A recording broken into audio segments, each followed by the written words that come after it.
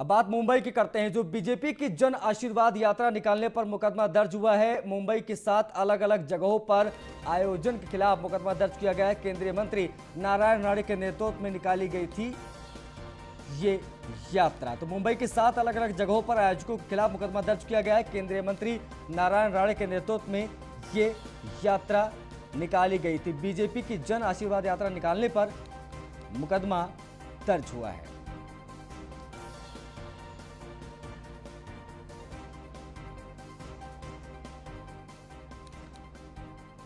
BJP की जन आशीर्वाद यात्रा निकालने पर मुकदमा दर्ज हुआ है। मुंबई से इस वक्त की बड़ी खबर आपको बता दें कि मुंबई के 7 अलग अलग जगहों पर आयोजकों के खिलाफ मुकदमा दर्ज हुआ है। केंद्रीय मंत्री नारायण राणे के नेतृत्व में यात्रा निकाली गई थी। इसके बाद आयोजकों पर अलग अलग जगहों पर मुकदमा दर्ज कराया गया है। केंद्रीय मंत्री हैं नारायण राणे, इनके नेतृत्व में ये यात्रा निकाली गई थी। बता दें कि भारतीय जनता पार्टी जन आशीर्वाद यात्रा पूरे देश में निकाल रही है और केंद्रीय मंत्रियों को जिम्मेदारी दी गई है। तो केंद्रीय मंत्री नारायण राणे के नेतृत्व में जब आज यात्रा निकाली गई तो वहां पर मुकदमा दर्ज किया गया। मुंबई के 7 अलग अलग जगहों पर आयोजकों के खिलाफ ये मुकदमा दर्ज।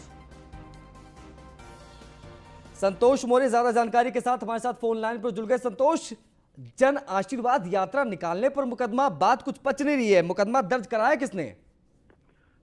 जिस प्रकार से राज्य में 4 नए मंत्री की यात्रा शुरू हो गई थी, उसमें से सबसे अहम यात्रा थी नारायण राणे की, जो मुंबई में आज से शुरू हो गई है। जिस तरह से राज्य सरकार और के मुख्यमंत्री उद्धव ठाकरे और नारायण राणे में जिस प्रकार के संबंध गए बहुत सालों से जो देखे गए, उससे ये यात्रा सबसे अहम मानी जा रही थी, क्योंकि आने वाले कुछ दिनों में मुंबई महानगर पालिका के चुनाव के मद्देनजर ये यात्रा भाजपा की तरफ से आयोजित की गई थी। लेकिन इसी यात्रा में अब जो 7 जगह है वो अलग अलग 7 जगहों पे मुकदमे दर्ज किए गए हैं, जिसमें से दादर जो शिवसेना का गढ़ माना जाता है, वहां पे मुकदमा दर्ज हुआ है। पुले पार्ले, माहिम, इस तरीके 7 जगहों पे मुकदमे दर्ज किए गए हैं। संतोष, केंद्रीय मंत्री नारायण राणे की तरफ से क्या प्रतिक्रिया आई है इस पर? अभी इसे केंद्रीय मंत्री नारायण राणे से हमने बात करने का प्रयास किया, लेकिन अभी तो कोई उनसे बात हो नहीं पाई है। लेकिन कल जिस प्रकार के नारायण राणे, इनकी कल पत्रकार परिषद होने वाली है, उसमें शायद वो इस पर अपनी अहम भूमिका रख सकते हैं, क्योंकि जिस प्रकार से आज दादर में स्वर्गीय बाला साहेब ठाकरे का स्मारक जहाँ राणे जाने वाले थे, वहां पे शिवसैनिकों ने उनको रोकने का एक दिन पहले ऐलान किया था। लेकिन प्रशासन के मद्देनजर आज उन्होंने वहां जाके अपना दर्शन लिया बाला साहेब। लेकिन उसके बाद जिस प्रकार की शिवसेना की तरफ से जो प्रतिक्रिया आ रही थी, उससे ये मुंबई की जो महाजनादेश यात्रा है वो अहम ही, और आगे भी शिवसेना और भाजपा दो चीजें हैं संतोष, 2 चीजें हैं। पहली चीज ये कि किस आधार पर यह मुकदमा दर्ज हुआ है, और दूसरी चीज ये कि क्या इसे बदले की कार्रवाई माना जाए? नहीं, जिस प्रकार से राज्य में कोरोना के पेशेंट जो अभी भले ही कम हो गए, लेकिन राज्य में जिस प्रकार के अभी भी कुछ नियम कोरोना के संदर्भ में लगाए गए हैं, जो कि ज्यादा भीड़ ना करे, उस हिसाब से राज्य सरकार ने कार्रवाई की है। लेकिन कानूनी कार्रवाई के अंदर कुछ तो भी बीच में राजनीतिक कार्रवाई भी इस प्रकार की है, इस प्रकार के जानकारों का मत है। चलिए, बहुत शुक्रिया संतोष हमसे जुड़ने के लिए, तमाम बातचीत की। तो केंद्रीय मंत्री नारायण राणे के नेतृत्व में यात्रा निकाली गई थी, जिसके बाद 7 अलग अलग जगहों पर मुकदमा दर्ज किया गया है। तो केंद्रीय मंत्री नारायण राणे के नेतृत्व में आज मुंबई में जन आशीर्वाद यात्रा निकाली गई थी। इस यात्रा की शुरुआत दादर के हिंदू हृदय सम्राट बाला साहब ठाकरे के स्मृति स्थल से की गई। इस मौके पर केंद्रीय मंत्री नारायण राणे ने सीएम उद्धव ठाकरे पर निशाना साधते हुए कहा कि भावनाओं का विचार करना चाहिए, किसी को लगता है तो उन्हें बोलना चाहिए, अपने अगल बगल वालों से बुलवाना उचित नहीं है, और जैसों को तैसा जवाब देने के लिए ही मैं जाना जाता हूं। वहीं उन्होंने कहा कि आने वाले मुंबई महापालिका के चुनाव में बीजेपी जीतेगी और 32 सालों के पापों का घड़ा फूटेगा। उन्होंने कहा कि अगर आज बाला साहब होते तो वो मुझे जरूर आशीर्वाद देते।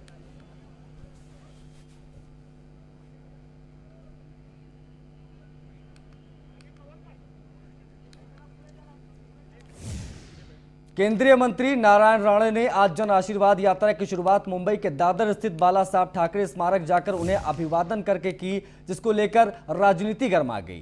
शिवसेना के कार्यकर्ताओं ने स्मारक पहुंचकर स्मारक का दूध से शुद्धिकरण किया। शिव सैनिकों ने बाला साहब ठाकरे के स्मारक पर गोमूत्र छिड़का। इसके बाद भाजपा विधायक आशीष शेलार ने कहा कि अब शिवसेना का ही शुद्धिकरण करने की जरूरत है।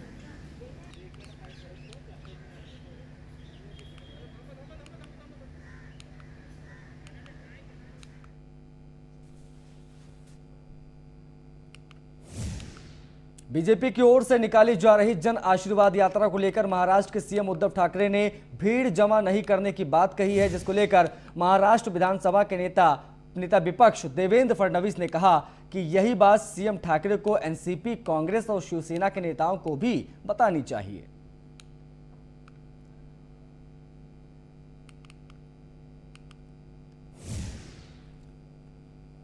देखिए, प्रधानमंत्री मोदी जी ने एक बहुत ही सर्वसमावेशक इस प्रकार का मंत्रिमंडल तैयार किया और जो सारे नए मंत्री हैं अपने अपने विभाग में लोगों का आशीर्वाद लेने के लिए, लोगों से संवाद करने के लिए जा रहे हैं। मुंबई में माननीय नारायण राव जी राणे, इनकी यात्रा हम लोगों ने शुरू की है और कुछ लोग इसको कारपोरेशन के चुनाव से जोड़कर देखते हैं। हमारे लिए चुनाव ये कोई बहुत मायने नहीं रखता, हमारे लिए जनता मायने रखती है। हमेशा जनता में रहने वाले लोग हैं, जनता के बीच से आए हुए लोग हैं और इसलिए वापस जनता का आशीर्वाद लेने और उनको धन्यवाद देने जा रहे हैं। स्मृति स्थल पर राणे साहब के जाने का विरोध किया जा रहा है। कल शिवसेना का बयान आया था और साथ में सीएम ने भी कोरोना को लेकर, तीसरी वेव को लेकर चिंता जताई थी, भीड़ इकट्ठा होगी। देखिए, पहली बात तो यह है कि सीएम साहब ने जो चिंता जताई वो ठीक भी है, लेकिन मेरा उनसे इतना ही निवेदन रहेगा कि इस प्रकार की नसीहत वो शिवसेना को, स्वयं की पार्टी को दे, कांग्रेस को दे और राष्ट्रवादी को भी दे, तब वो हमको नसीहत दे सकते हैं। फिर भी उन्होंने कहा है तो हम जरूर उसका पालन करेंगे, हमारा कर्तव्य भी है। जहां तक स्मृति स्थल का सवाल है, उस पर विरोध करना ये संकुचित मानसिकता का परिचायक है। महाराष्ट्र में ऐसी संकुचित मानसिकता को कोई जगह नहीं। महाराष्ट्र में बड़ी संख्या में अन्य राजनीतिक दलों के नेता और कार्यकर्ता बीजेपी ज्वाइन कर रहे हैं, जिसको लेकर महाराष्ट्र भाजपा के अध्यक्ष चंद्रकांत पाटिल ने आने वाले चुनाव में भाजपा की बड़ी कामयाबी मिलने का दावा किया है। इस मौके पर चंद्रकांत पाटिल से खास बातचीत की हमारे सहयोगी संतोष मौर्य ने। महाराष्ट्र के भाजपा के प्रदेश अध्यक्ष चंद्रकांत दादा पाटिल अपने साथ में। दादा, आज बड़े पैमाने में कार्यकर्ताओं का पक्ष में प्रवेश हुआ है, किस तरह से देखते हो आने वाले चुनाव के लिए? आज यदि जुन्नर की चुनाव होती है तो बीजेपी का तो उम्मीदवार तय हुआ आशाताई बुचके, आज होती है तो आशाताई बुचके विजय हो जाएगी। इस प्रकार से पूरे महाराष्ट्र में अब एक एक करके विधानसभा में नेतृत्व देने वाला कार्यकर्ता या कार्यकर्ती, नेता या नेत्री ढूंढकर उनका प्रवेश करना चालू है। कृपाशंकर सिंह जी तो उत्तर प्रदेश के सारे लोगों के नेता माने जाते हैं, नारायण राव राणे तो कोकण के नेता माने जाते हैं। तो आने वाले मुंबई महानगर पालिका के चुनाव में विजय निश्चित है भारतीय जनता पार्टी। भारतीय जनता पार्टी की तरफ से महाजनादेश आशीर्वाद निकाली गई है, किस तरह से आने वाले चुनाव में उसका भाजपा को फायदा हो सकता है? कि ये सारे मंत्रीगण नए महाराष्ट्र से 4 गांव-गांव में जाएंगे और जन आशीर्वाद यात्रा, लोगों का आशीर्वाद प्राप्त करने जाएंगे। बड़ी भीड़ उमड़ गई है, पालघर जिले में तो सारे लोग रास्ते पर आए। तो इसमें से ये ध्यान में आता है कि पंढरपुर में चुनाव हुई बाई इलेक्शन, बीजेपी को यश मिला, तो किसी भी मतदार संघ में, अभी देगलूर में है नांदेड़ जिले में, किसी भी मतदार संघ में चुनाव हुआ तो भारतीय जनता पार्टी को यश मिला। आपने कहा कि बड़े पैमाने में लोगों का प्रतिसाद मिल रहा है, लेकिन कहीं तभी तो पालघर में कपिल पाटिल जी के जन आशीर्वाद यात्रा पे गुने दाखिल हुए, किस तरह से राज्य शासन का इस निर्णय को लेकर? राज्य शासन कुचलने का प्रयत्न तो करेगी, क्योंकि उनको डर निर्माण हुआ है कि भाई ये कोरोना समाप्त हुआ तो जो भी चुनाव होगी बीजेपी जीतेगी, जो भी चुनाव होगी बीजेपी जीतेगी। तो कुचलने का एक मार्ग उनके हाथ में है कि इस प्रकार के कार्यक्रमों में केसेस दाखिल करना। हम डरते नहीं। भीड़ का मामला यदि हमारे लिए है तो राष्ट्रवादी के लिए भी है, शिवसेना के भी लिए है। ये बड़े उत्साह से लोग आएंगे और ये बोल रहे हैं कि हम पर केस दाखिल करना है तो करो। फिर भी हम लगातार लोगों को अपील कर रहे हैं कि कोविड अभी ख़त्म नहीं हुआ, हमने सावधानियां बरतनी चाहिए। लेकिन लोग बोलते हैं कि राष्ट्रवादी का कार्यक्रम होता है 10,000 संख्या का, 5,000 संख्या का, शिवसेना का होता है, तो हमें ही रोक क्यों? तो इसमें से केसेस लगेंगे, ठीक है। वीडियो जर्नलिस्ट गौरव के साथ संतोष मौर्य, न्यूज़ 1 इंडिया, मुंबई। महाराष्ट्र के पूर्व गृह मंत्री अनिल देशमुख को आर्थिक घोटाले के मामले में ईडी ने अब तक 5 बार समन जारी किया है, जिसके बाद भी अनिल देशमुख ईडी के सामने हाजिर नहीं हुए। मामले को लेकर देशमुख ने कहा है कि अदालत की ओर से जब तक जांच पूरी नहीं होती है तब तक मैं ईडी के सामने जांच के लिए नहीं जाऊंगा।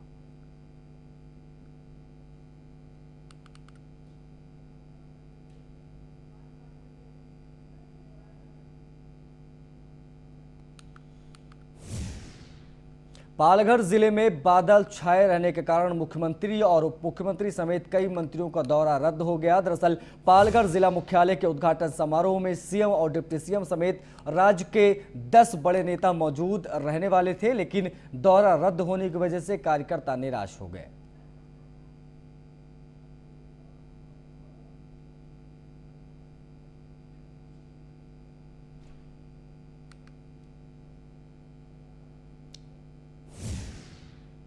वाशिम शहर के रमेश टॉकीज इलाके में अवैध गर्भपात कराने से पहले स्वास्थ्य विभाग और शहर पुलिस की टीम ने एक अस्पताल के खिलाफ संयुक्त कार्रवाई की। मामले में पुलिस ने 2 फर्जी डॉक्टरों को गिरफ्तार किया है।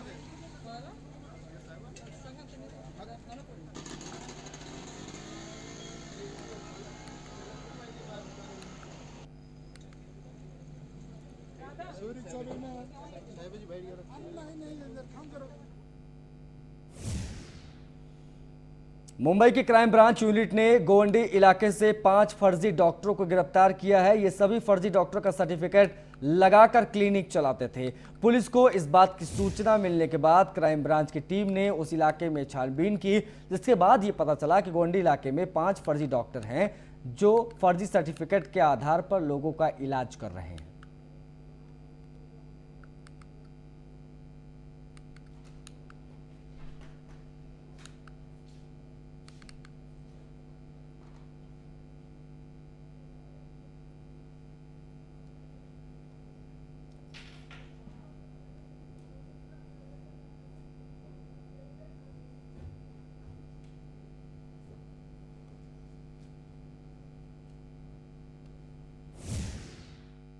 क्राइम ब्रांच की यूनिट 6 ने कल शिवाजी नगर एरिया में 5 जगह पे रेड करते हुए 5 बोगस डॉक्टरों को अरेस्ट किया गया है। इनके खिलाफ मेडिकल प्रैक्टिशनर्स एक्ट और अन्य एक्ट्स के तहत ऑफेंसेस दाखिल किए हैं और अभी इन सभी ऑफेंसेस की इन्वेस्टिगेशन शुरू है। उधर नासिक के दिंडोरी रोड इलाके में इच्छा मनी पेट्रोल पंप पर पेट्रोल भरने आए युवकों को पेट्रोल पंप के कर्मचारी हेलमेट नहीं होने के कारण पेट्रोल उन्होंने नहीं दिया, जिसको लेकर युवकों ने पेट्रोल पंप कर्मचारी की पिटाई कर दी। मारपीट की घटना वहां लगे सीसीटीवी में कैद हो गई। वहीं पुलिस ने युवकों के खिलाफ मामला दर्ज कर उनकी तलाश तेज कर दी है।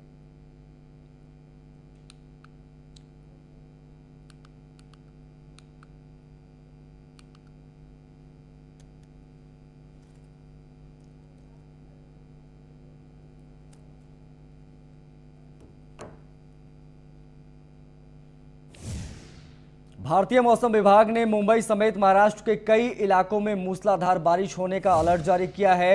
मध्य महाराष्ट्र और विदर्भ में ज्यादा बारिश की चेतावनी दी गई है। इसके अलावा विदर्भ, मराठावाड़ा समेत मध्य महाराष्ट्र में कल से ही बारिश शुरू हो चुकी है।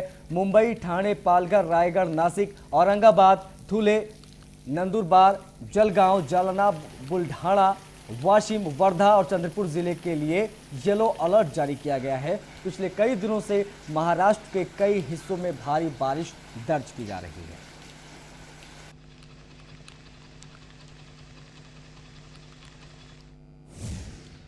कोरोना रोधी वैक्सीन की पर्याप्त मात्रा उपलब्ध न होने की वजह से मुंबई महानगर पालिकाओं के वैक्सीन सेंटरों और सरकारी सेंटरों में वैक्सीनेशन पर ब्रेक लग गया है। इसके मुताबिक गुरुवार और शुक्रवार को वैक्सीन नहीं दी जाएगी, यानी 19 अगस्त 2021 और 20 अगस्त 2021 को मुंबई में वैक्सीनेशन बंद रहेगा। 21 अगस्त को वैक्सीनेशन फिर से शुरू किया जाएगा। मुंबई में कोरोना रोधी वैक्सीनेशन मुहिम युद्ध स्तर पर चलाई जा रही है, लेकिन कई बार केंद्र की ओर से सही समय पर वैक्सीन जब उपलब्ध नहीं हो पाती है तो बीएमसी अचानक एक ट्वीट कर वैक्सीन के मुहिम को ब्रेक लगाने की सूचना दे देती है। सूचना में ये लिख दिया जाता है कि जैसे ही वैक्सीनेशन का स्टॉक फिर से उपलब्ध होगा तब से वैक्सीन फिर से लगाई जाएगी।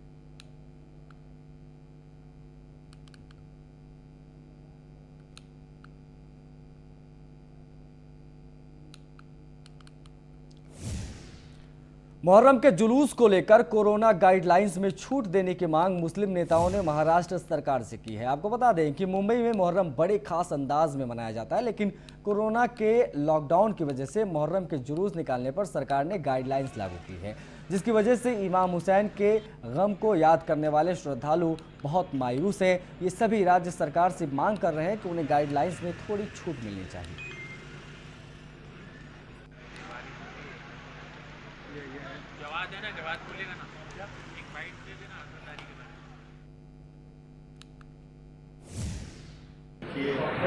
कोविड-19 की वजह से लास्ट ईयर भी साल गुज़श्ता भी आज़ादारी मुतासिर है, सारे लोगों के प्रोग्राम मुतासिर है और हमारी आज़ादारी भी मुतासिर है। और इस बार भी आज़ादारी मुतासिर है पूरे मुल्क, सिर्फ मुंबई की बात नहीं, पूरे मुल्क में आज़ादारी मुतासिर है। मगर सब काम में इलेक्शन आता है तो कोरोना ख़त्म हो जाता है, कोई शादी ब्याह होती है तो कोविड ख़त्म हो जाता है, कोई दूसरा त्यौहार आता है तो कोविड ख़त्म हो जाता है। मगर बड़े अफसोस की बात है कि इधर मुहर्रम शुरू हुआ और इधर कोविड को लेकर उधर शुरू हो गया।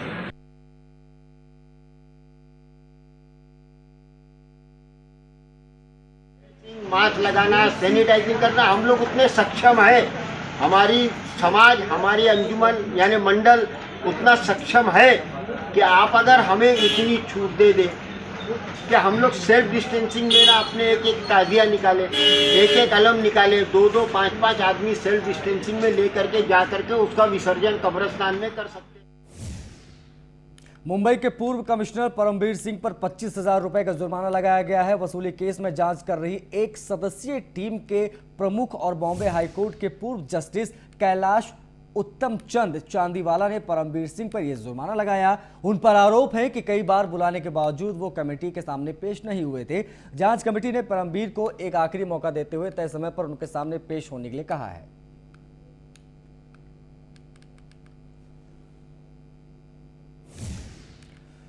उधर बुल्ढाड़ा जिले के मेहकर तालुका के शैल गांव में शेलार नदी अचानक बाढ़ की चपेट में आ गई और नदी के किनारे के घरों में पानी भर गया, जिससे घर में रखा खाने का सामान तक भीग गया। वहीं बाढ़ की वजह से खेती को भी काफी नुकसान पहुंचा। वहीं प्रशासन ने शेलार नदी में आई बाढ़ से हुए नुकसान का आकलन किया।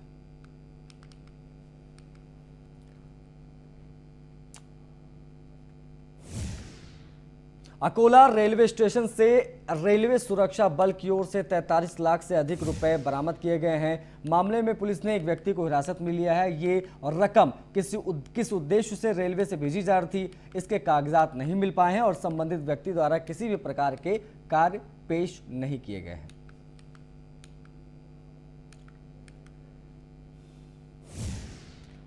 नाले में तब्दील हो चुकी मुंबई के बीचों बीच बहने वाली मीठी नदी के भी अच्छे दिन लौटेंगे। मीठी नदी को स्वच्छ और सुंदर बनाने के लिए बीएमसी ने सीवरेज के बहाव को रोकने का फैसला किया है।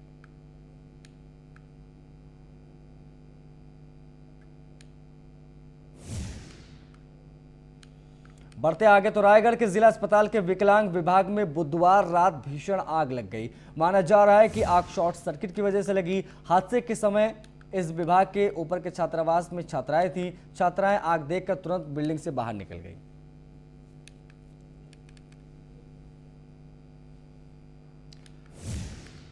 पालघर जिले के वाड़ा तहसील स्थित मेट गांव के कंपनी में दुर्घटना होने से महिला कामगार की दर्दनाक मौत हो गई।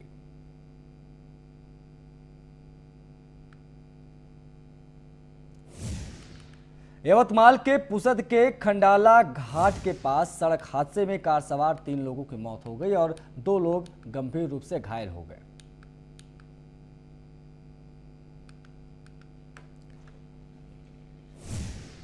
इसी के साथ इस बुलेटिन में फिलहाल इतना ही। नमस्कार।